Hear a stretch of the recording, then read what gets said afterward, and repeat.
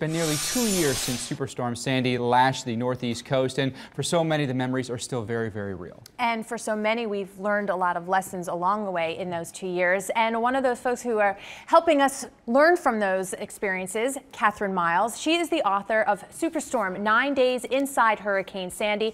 It is described as the first moment-by-moment account of the largest Atlantic storm system ever recorded. So obviously a lot to tackle. Thank you so much for being here with us. First of all, a big subject to tackle. What was your mission writing this book? Why did you write it? Well, I think Sandy really showed how vulnerable we all are, both in terms of our weather forecasting and just as residents of the country. And I really wanted to unpack that and think a lot about how we deal with risk and how we confront weather.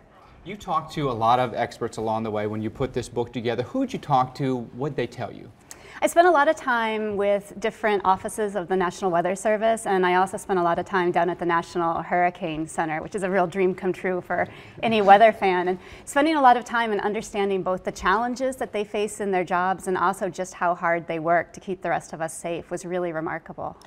One of the, I guess, hot button topics after the storm was the issue of watches and warnings. When were they issued? What were they termed? What did you feel as far as the effectiveness of those watches and warning? What did you learn about that?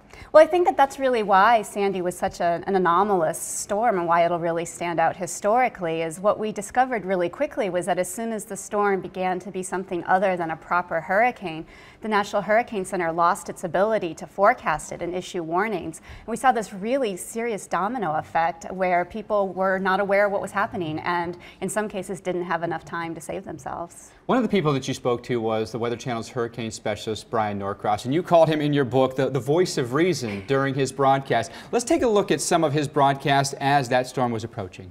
It is becoming more and more likely of a significant, unprecedented event in the northeastern U.S. Unfortunately, what we have going on in New York is we have the combination of high tide, which is 10 minutes from now, and we have the worst wind direction for pushing water in toward lower Manhattan. This energy is shifting over to the south side, and this is going to be, we fear, very, very bad for the south side of Long Island. Catherine, what was it about Brian's particular demeanor or the words that he was saying that were so impactful? You know, he really sees himself as having a strong responsibility, not only just to tell people about the weather, but also really to help people make good decisions.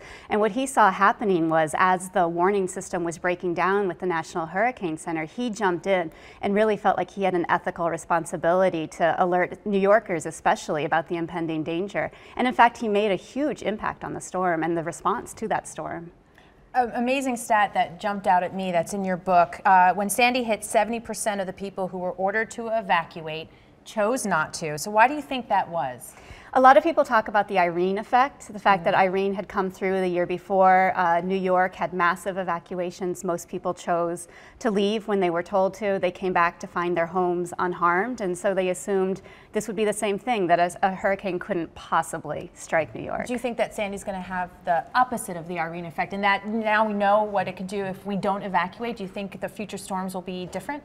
You know, we hope so, but what the risk assessment specialists that I talked to told me is that we consistently undervalue natural disaster, and we consistently undervalue the danger that weather focuses. And until we change that, I think we're all really at risk. Is it become a point where everyone sees it on TV or YouTube or you name it, we become desensitized to them so we don't think that we could become a victim? Or what do you think the reason is? Well, so few of us have actually encountered it. I grew up in the Midwest where hurricanes drop out of the sky, but I've never actually been in a tornado or a hurricane. And so I think that, you know, we assume that it can't possibly happen to us.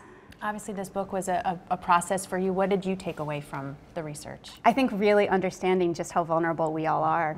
If someone reads this book, what do you think what's their opinion going to be of something like a Sandy after they read your book?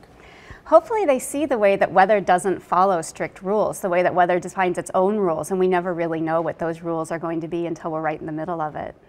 So again, kind of focusing on future storms here, do you think that this might be one of those cautionary tales? Absolutely. How could it not be, right? Right. I mean, we learned so many things. A storm that took an unusual track, for one thing, and then the response before, during, and after was something we'd never done before. So, I mean, is there a point in time where Sandy is like that aha moment for a place like New York, and now they're fortified against something in the future? Well, they are starting to make changes, and I think we all just have to really push to make sure that these changes are strong enough and to really take an active role to make sure that our officials, our meteorologists are doing everything they can to keep us safe. All right, Catherine Miles, author of 9 Days Inside Hurricane Sandy, which hard to believe, Mike, coming up on the 2-year anniversary. By the way, does that have an autograph in it? It can. Thank you, Catherine. Thank you.